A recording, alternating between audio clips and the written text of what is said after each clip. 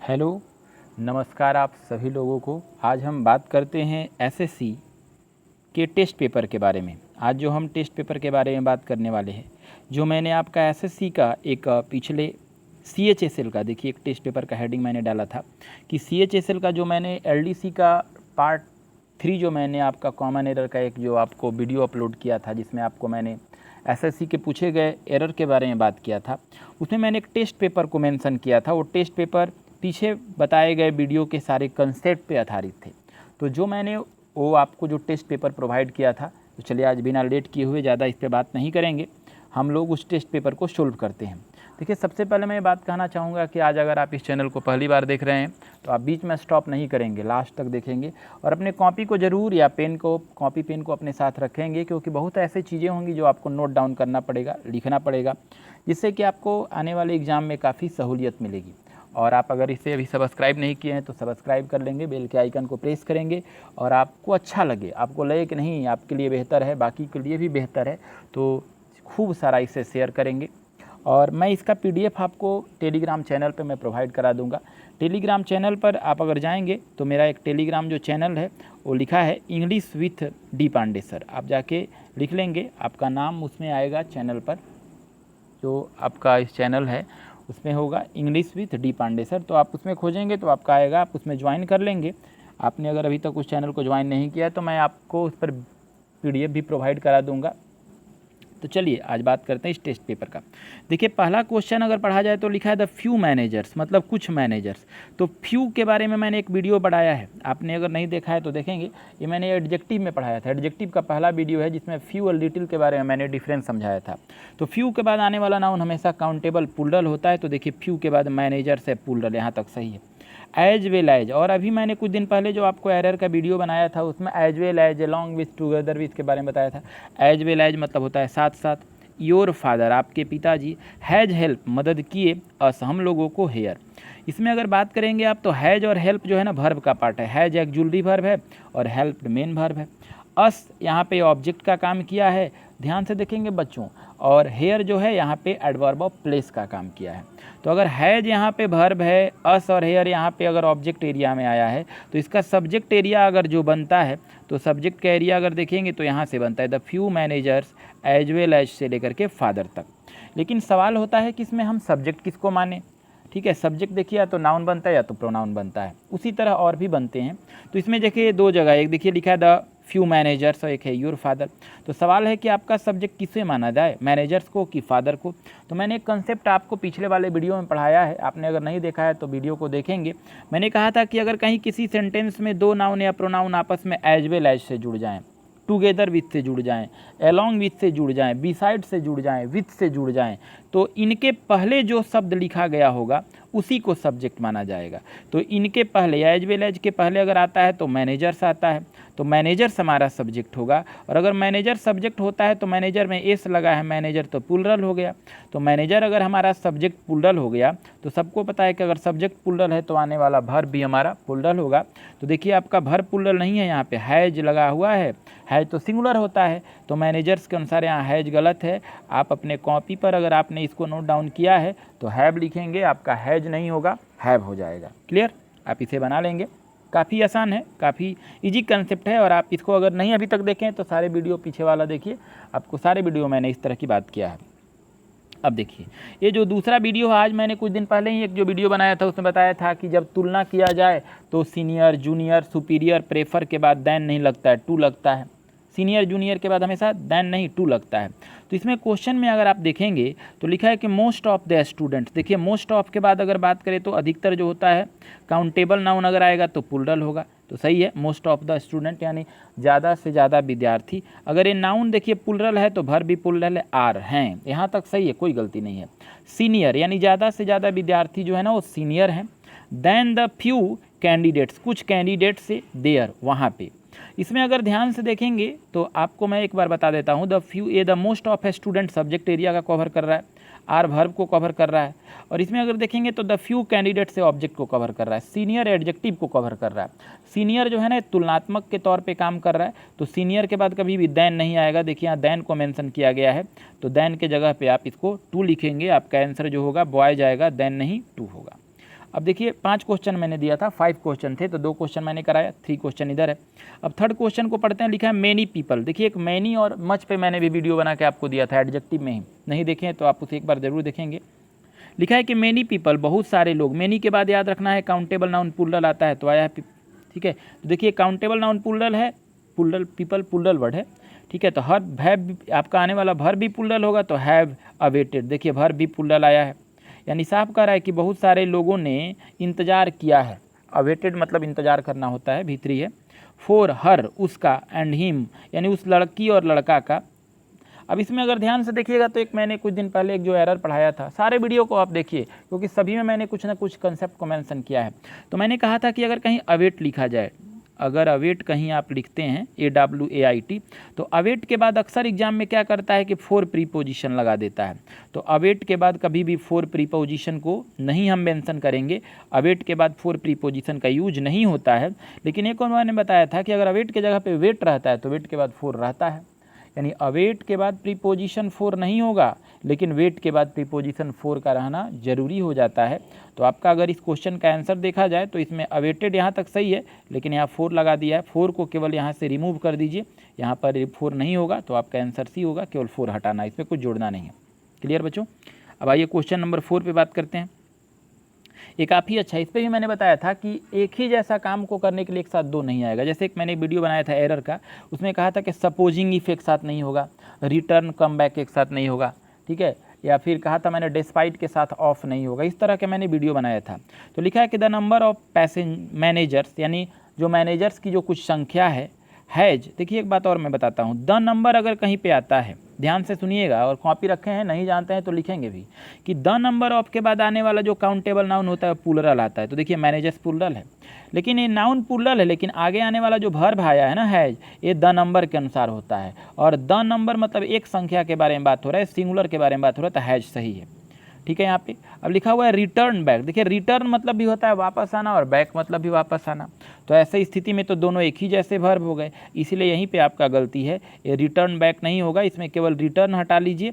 अगर रिटर्न हटा लेंगे तो सही होगा। अगर रिटर्न नहीं हटाते हैं आप, अगर बैक रहना है तो आपको फिर आपको यहाँ पे कम बैक करना पड़ेगा, केवल बैक नहीं होगा, कम बैक होगा, बट यहाँ ज़्यादा बेहतर होगा कि आप बैक हटा लेंगे, आपका रिटर्न सही हो जाएगा। क्लियर? चलिए अब बात करते हैं। लिखा है कि ईच एंड एवरी। देखिए ईच और एवरी दोनों मिलके काम कर रहे हैं, तो कोई बोलता है कि सर ईच और एवरी मिलके कभी कभी तो प्लूरल हो जाते हैं, कभी नहीं प्लूरल होंगे। ईच और एवरी हमेशा सिंगुलर में काम करता है, इसलिए देखिए वर्ब प्रोनाउन यहाँ पे सिंगुलर आया है। और ईच और एवरी का भी मैंने एक वीडियो बनाया है, आप उसको देखेंगे, सब एडजेक्टिव में मैंने वीडियो बनाया था, तो आप उसको देख लेंगे, आपके चैनल पर है वो। Each and every has gone, कह रहा है कि प्रत्येक लोग जो हैं चले गए हैं, देयर उस जगह पर, इन 1945। देखिए इसको मैंने पिछले में बताया था कि एक ऐसा डेट या एक ऐसा डे या एक ऐसा डेट जो बीत चुका है और फिक्स है। देखिए 1945 ये बीत चुका है और फिक्स है, तो इसका वर्ब हमेशा सिंपल पास्ट होगा, इसका वर्ब हमेशा V2 में होगा। मैंने इस पर बात किया था। तो अगर इसका वर्ब V2 में होगा तो इसके वर्ब को आप चेक कीजिए, तो हैज गॉन है, ये तो प्रेजेंट परफेक्ट है, तो आपका V2 करना है, तो हैज गॉन को हटा के आप यहाँ पे गॉन के जगह पर V2 में वेंट कर दीजिएगा, तो आपका आंसर वेंट हो जाएगा। क्लियर? देखिए ऐसे हम लोग हर पे टेस्ट पेपर डिस्कस करेंगे, हर 2 पार्ट, जैसे अभी पार्ट 1 और पार्ट 2 मैंने पढ़ा दिया था, तो पार्ट के 3 देते समय मैंने आपको टेस्ट पेपर दिया, ठीक है। आप बहुत सारे लोग कमेंट में मुझे बताए हैं, तो आप इस कमेंट में जो आपने मुझे आंसर भेजा है और यहाँ जो आंसर है मिला लेंगे आप एक बार, ज़्यादा बेहतर होगा। चलिए अब आगे की बात करते हैं। थोड़ा सा वीडियो लंबा जाएगा, लेकिन आप ध्यान से देखेंगे तो आपके लिए फ़ायदेमंद है, क्योंकि देखिए जो ज़्यादा बड़ा होता है उसको कंसीडर करके देखना होता है, क्योंकि उसमें बहुत ज़्यादा चीज़ छुपे होते हैं। आज देखिए जो मैं बात करने वाला हूँ, सबसे पहले एक टेस्ट पेपर पे बात करने वाला हूँ। देखिए टेस्ट पेपर है ASSC CGL का है, पार्ट 1 और पार्ट 2 का। एक मैंने कुछ दिन पहले आपको CGL का भी सीरीज मैंने आपको प्रोवाइड कराया था, जिसमें कॉमन एरर का CGL 1 था, CGL 2 था, ऐसे पार्ट 1 पार्ट 2 है। आप देखिएगा उसमें मैंने कुछ कंसेप्ट बताए हैं, नीचे हर क्वेश्चन के नीचे मैं कंसेप्ट बताया था, तो उसी कंसेप्ट से मैंने एक टेस्ट पेपर तैयार किया है। देखिए इस टेस्ट पेपर में 5 क्वेश्चन मैंने यहाँ मेंशन किया, यहाँ 3 क्वेश्चन है और नेक्स्ट पेज में 2 और क्वेश्चन है, 5 है। देखिए इस 5 क्वेश्चन को आपको सबसे पहले बनाना है, ये नहीं कि मेरे वीडियो के थ्रू आपको ज़्यादा बनाना है। आपको मैं टेलीग्राम चैनल पर इसी नाम से है, ठीक है। आप अगर टेलीग्राम चैनल पर अभी नहीं जुड़े हैं तो आप जुड़ जाएंगे, लिख लीजिए English with D Pandey sir, आप लिखेंगे चैनल पर जाके English with D Pandey sir, वहाँ पर आप ज्वाइन कर लेंगे। आपका इस टेस्ट पेपर का वहाँ पर आपको एक आपको PDF दिया जाएगा, आप उस PDF को डाउनलोड कर लेंगे। पहले आपको अपने कॉपी पर उसे बना लेंगे और बनाने के बाद तब इस वीडियो को देखेंगे और आराम से बिल्कुल कंक्लूजन करेंगे। तो इस वीडियो का जो टेस्ट पेपर है ना पार्ट 1 और ये पार्ट 2 का, तो नेक्स्ट पार्ट में मैं बताऊँगा। आज आपको मैं बनाने के लिए समय दे रहा हूँ। चलिए आज जो बात करने वाले हैं वो CGL के पार्ट 3 पे बात करने वाले हैं। तो चलिए आज यहाँ से देखते हैं। देखिए पार्ट 3 है CGL का पहला क्वेश्चन। थोड़ा देखिए एक बात और मैं समझा दूं। देखिए जब CGL का क्वेश्चन लेकर आएंगे हम लोग तो थोड़ा सा लेवल रहेगा, क्वेश्चन में स्टैंडर्ड रहेगा, ठीक है, और सारे इंपॉर्टेंट है। पहले क्वेश्चन पढ़ते हैं। लिखा है कि द बुक मतलब किताब, बीइंग रिटेन मतलब जो लिखा जाता है, इन सिंपल लैंग्वेज साधारण भाषा में, इज सूटेबल वह सूटेबल होता है फॉर चिल्ड्रन छोटे छोटे बच्चों के लिए, एज इट कॉन्टेन जैसा कि वह किताब रखता है, मैनी गुड बहुत सारे अच्छे, एडवाइसेज सलाहों को। अब देखेंगे अगर आप तो इसमें कोई गलती नहीं है। इसमें आप कहाँ गलती है, थोड़ा सा आपको लग रहा होगा कि पढ़ने में बहुत बड़ा है। अब इसमें मैं पहले समझा दूं कि आपका भर्ब कहाँ है, तो भर्ब ढूंढिए। देखिए भर्ब अगर देखिएगा ना तो ईज आपका भर्ब है। अगर ईज भर्ब है तो आपका सब्जेक्ट कौन है, तो आपका सब्जेक्ट बुक है। बुक सिंगुलर है इसलिए ईज भर्ब सिंगुलर आया है। अब देखिए लिखा एज, एज के बाद ईट आया है। ईट जो है ना एक प्रोनाउन है, बुक के लिए आया है, तो बुक सिंगुलर है तो ईट सही है, ईट सिंगुलर है तो कॉन्टेंट्स है, यहाँ तक सही है। अब इसके बाद गलती है आपका। देखिए मेनी, मेनी हमेशा काउंटेबल नाउन के लिए यूज होता है। गुड एडजेक्टिव हो गया, एडवाइसेज नाउन हो गया। अब इस क्वेश्चन को बनाने से पहले यहाँ कंसेप्ट पे है, इस कंसेप्ट को आप एक बार देखिए। हिंदी में भी लिखा है, इंग्लिश में भी लिखा है, पढ़ लीजिए। लिखा है कि जब नाउन को बताने के लिए furniture, information, advice, poetry, luggage या बैगेज होता है तो सिंगुलर में कार्य करता है। साफ कह दिया।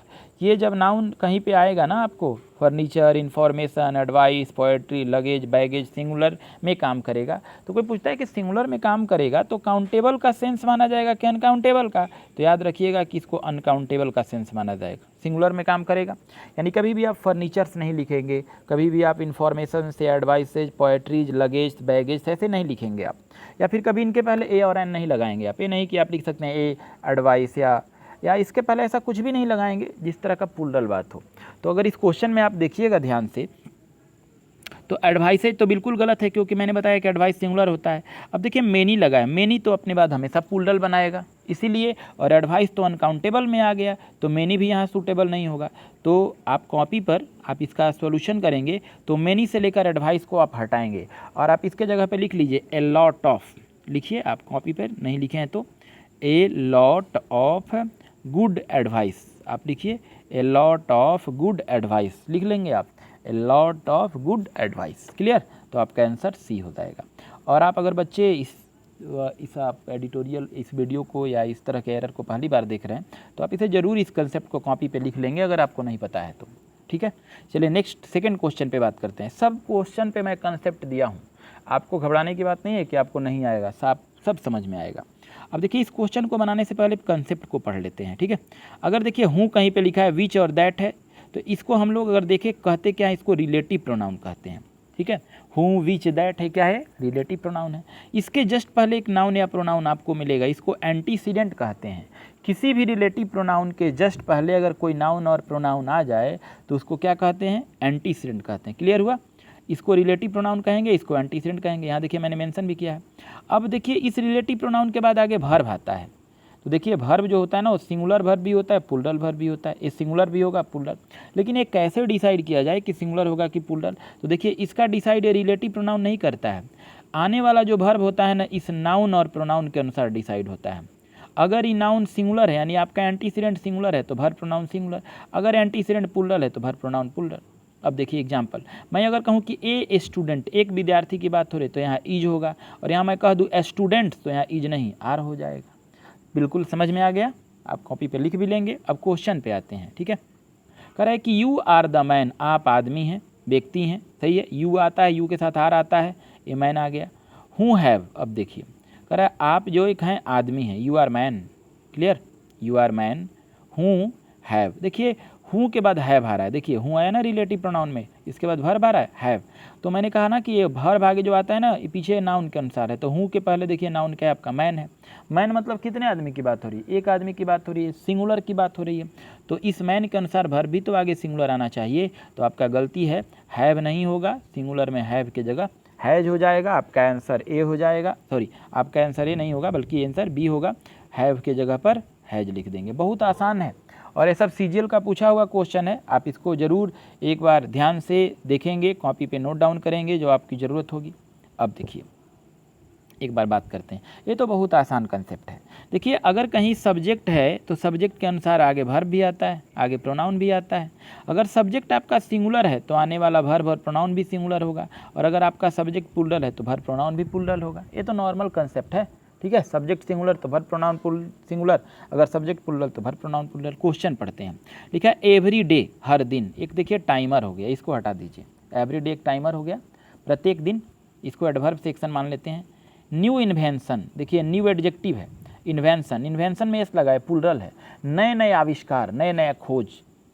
ईज, अब देखिए ईज क्या है, वर्ब है, ध्यान से देखिएगा आप, अगर ईज को आप वर्ब कह रहे हैं तो आपका सब्जेक्ट कौन हो गया, ए इन्वेंशंस हो गया। इन्वेंशन में एस लगा है, तो इन्वेंशन में जब एस लगा है तो इन्वेंशन सिंगुलर हो गया कि प्लूरल, प्लूरल हो गया। तो आप अगर इन्वेंशंस को सब्जेक्ट कर रहे हैं और आपका ये प्लूरल है तो आगे आने वाला वर्ब भी तो प्लूरल होना चाहिए ना।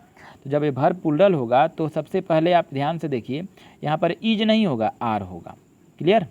और एक बात और देखिए, जब ईज एम आर के बाद कोई वर्ब आता है ना तो V1 में नहीं रहता है, V3 में हो जाता है। तो आप V3 में करेंगे यहाँ, तो आर के बाद V3 जो है ना मेक का आप मेड कर देंगे, यानी आर के बाद मेक नहीं मेड होगा। आप इसको सुधार लेंगे, आपका आंसर यही है, आर मेड होगा। अब आगे कोई बोले इसके बारे में क्या है, आगे तो लिखा है for the good of humanity, ये ऑब्जेक्ट एरिया में आ गया, ठीक है। इसमें कोई गलती नहीं है, आपका गलती यही था क्योंकि इन्वेंशन आपका प्लूरल वर्ड है तो आगे भी प्लूरल आएगा, ईज मेक नहीं आएगा, बल्कि प्लूरल वर्ड में आपका आर मेक आ जाएगा, आर मेड आएगा, मेक भी नहीं आएगा। चलिए क्वेश्चन नंबर 4 पे बात करते हैं। ये तो बहुत आसान कंसेप्ट है, जब हम लोग क्लास में जो पढ़ते हैं, जो क्लास में मैं नाउन पढ़ाता हूँ, तो जो लोग नाउन पढ़ दिए होंगे उनके कॉपी में मैंने ऐसे मेंशन करवाया है डायरी में कि कैसे नाउन से एडजेक्टिव बनाया जाता है या एडजेक्टिव से नाउन। जैसे देखिए चेंज लिखा है ना, चेंज नाउन इनटू एडजेक्टिव। जैसे पोवर्ट लिखा है, पोवर्टी, पोवर्टी नाउन है तो एडजेक्टिव में इसको करना है तो पुअर हो गया। जैसे इंपॉर्टेंस नाउन है तो इंपॉर्टेंट एडजेक्टिव। अब देखिए एक और है यहाँ पे लिखा है ना, एस्थेटिक्स है, ये नाउन है तो एस्थेटिक हो जाएगा। अब उसी तरह यहाँ लिखा है इंटेलिजेंस, ये नाउन है, इंटेलिजेंट होगा। प्रेजेंस, प्रेजेंट, ये सब एडजेक्टिव हो गया। तो इस बात को ध्यान रखना होगा कि ये नाउन है, एक एडजेक्टिव है। क्लियर। अब क्वेश्चन पढ़ते हैं, लिखा है कि ऑल वर्क्स, देखिए वर्क और वर्क्स में अंतर है। वर्क किसको कहते हैं, कार्य को, और कभी भी कार्य को वर्क बताएंगे ना तो हमेशा अनकाउंटेबल सिंगुलर में काम करेंगे, कभी काम को बताने के लिए वर्क्स नहीं कहेंगे। जैसे कोई बोलेंगे हमारे पास 5 काम है तो अभी कभी नहीं बोलेंगे आई हैव 5 वर्क्स, गलत है, आप बोलेंगे I have a lot of works. Work में एस नहीं लगेगा, वर्क बोलेंगे आप। लेकिन अगर वर्क में एस लगा रहे हैं आप तो समझिए किसी लेखक के रचना की बात कर रहे हैं आप, किसी लेखक के द्वारा लिखे गए कहानी, पुस्तक, कविता की बात कर रहे हैं आप, तो यहाँ वही बात हो रहा है। लिखा है ऑल वर्क्स, मतलब सभी रचना, सभी लिखी गई पुस्तकें, किसका, ऑफ क्रिएटिव राइटिंग, मतलब एक कहा जाए तो अच्छे क्रिएटिव राइटिंग। हैव एथिस्ट, अब देखिए हैव यहाँ क्या हो गया, वर्ब हो गया। जब हैव वर्ब हो गया तो हैव प्लूरल है तो देखिए आपका सब्जेक्ट यहाँ पे ऑल वर्क्स है, ठीक है। कोई पूछे कि सर सब्जेक्ट ऑल वर्क्स क्यों हुआ, तो मैंने कई एक बार बोला है कि बाएं से दाएं जाते समय जो प्रीपोजिशन पहला आएगा, ऑफ प्रीपोजिशन है, उसके पहले सब्जेक्ट होता है। तो all works, works plural, have है। यहाँ तक सही है हम, आगे गलती है क्या देखिए। एस्थेटिक्स, अपील, अब देखिए अपील किसका काम कर रहा है, नाउन का। अपील एक तरह से क्या होता है, नाउन है। तो नाउन के पहले आप ही बताइए मुझे, नाउन आता है कि एडजेक्टिव। नाउन के पहले कभी बच्चों नाउन नहीं लिखेंगे हम लोग, एडजेक्टिव लिखेंगे। अब इसको देखिए लिखा है एस्थेटिक्स, लिखा है, एस लगाया है। अब देखिए आप ध्यान से देखिएगा तो एस लग गया तो ये तो नाउन हो गया, तो कभी भी नाउन के पहले नाउन नहीं आएगा। देखिए एस्थेटिक्स में यहाँ नाउन है। हम लोग इस, अगर कोई नाउन लिखे हैं हम और उस नाउन के पहले एक और नाउन लिखे हैं तो प्रयास कीजिए कि या तो इस नाउन को हटाइए और नहीं तो इस लिखे गए नाउन को एडजेक्टिव बना दीजिए, सही हो जाएगा। क्लियर। तो आप करना क्या है आपको कि इस एस्थेटिक्स को एडजेक्टिव बनाना है। तो एडजेक्टिव बनाने के लिए इसमें से केवल एस हटा के आप एस्थेटिक लिखेंगे। देखिए यहाँ पे मैंने बनाया भी है तो आपका आंसर हो जाएगा। ये देखिए सीजीएल का क्वेश्चन है, थोड़ा स्टैंडर्ड होता ही है, तो आप इसे लिखेंगे, काफ़ी आसान है, समझ में भी आएगा।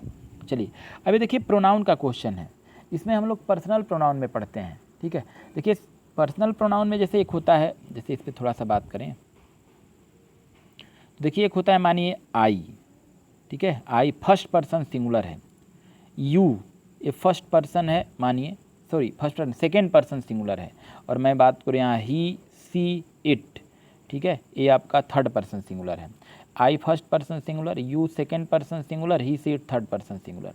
तो अगर जब कभी सेंटेंस में तीनों सिंगुलर एक साथ हो तो पहले सेकेंड पर्सन यानी यू, उसके बाद थर्ड पर्सन यानी सी, और उसके बाद फर्स्ट पर्सन यानी आई। कभी भी ऑर्डर हम लोग गलत नहीं लिखेंगे।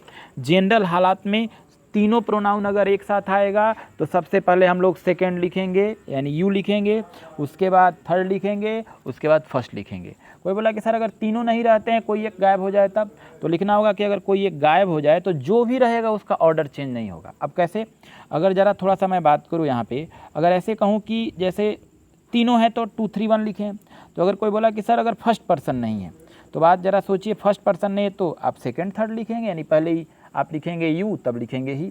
कोई बोला कि अगर सर सेकेंड पर्सन नहीं है यानी यू नहीं है, तो आप ही सी पहले लिखेंगे तब आई लिखेंगे। अब यहीं प्लूरल में आ जाइए। प्लूरल में अगर मैं बात करूँ तो फर्स्ट पर्सन में वी होता है, सेकेंड पर्सन में होता है यू, और थर्ड पर्सन में होता है दे। तो अगर तीनों प्लूरल एक साथ लिखेंगे तो इसका ऑर्डर हमेशा 1 2 3 होता है, यानी पहले फर्स्ट पर्सन, उसके बाद सेकेंड पर्सन, अंत में थर्ड पर्सन। यहाँ देखिए मैंने लिखा है वी यू एंड दे। अब इसी से क्वेश्चन है, अब क्वेश्चन को थोड़ा सा समझिएगा। लिखा है आई, ये देखिए आई हो गया 1 नंबर, और माई वाइफ मेरी पत्नी ये थर्ड नंबर। इसका ऑर्डर देखिए तो 13 लिखा हुआ यानी 1 3, और आप इस सिंगुलर में देखिए तो ये 1 3 नहीं है 3 1 है, तो ऑर्डर गलत है कि नहीं, गलती है। आई एंड माई वाइफ प्लूरल है, वर डिक्लेयर मैं और मेरी पत्नी जो है निश्चय कर लिए थे, द बेस्ट कपल कि हम लोग जो हैं सबसे अच्छे, मतलब एक कहा जाए तो कपल हैं, एट द पार्टी, इस पार्टी का। देखिए सब सही है बट ऑर्डर गलत है यहाँ पे ना। आपको एक बात को ध्यान रखिएगा ना, फर्स्ट पर्सन हमेशा लास्ट में होता है, तो यहाँ तो देखिए फर्स्ट पर्सन पहले आ रहा है, तो ये गलती है, आप सुधार लेंगे। आप लिखेंगे माई वाइफ एंड आई होगा, ठीक है, आपका आंसर ये होगा माई वाइफ एंड आई। तो देखिए बच्चों, ये सारे क्वेश्चन आप ऐसे ही करते रहिए, और आपका खूब सारा शेयर होना चाहिए, लाइक होना चाहिए, क्योंकि इसी से मुझे कॉन्फिडेंस मिलता है। हर दिन जो आप सब्सक्राइब करते हैं, हर दिन आप जो मुझे लाइक करते हैं, कमेंट करते हैं, बच्चों के साथ शेयर करते हैं, तो इससे मुझे कॉन्फिडेंस आती है। तो आप ऐसे करते रहेंगे तो मुझे ज़्यादा कॉन्फिडेंस आएगा। इसी तरह मैं आपके साथ और ज़्यादा से ज़्यादा वीडियो बनाते रहूँगा इस लॉकडाउन में। Thank you.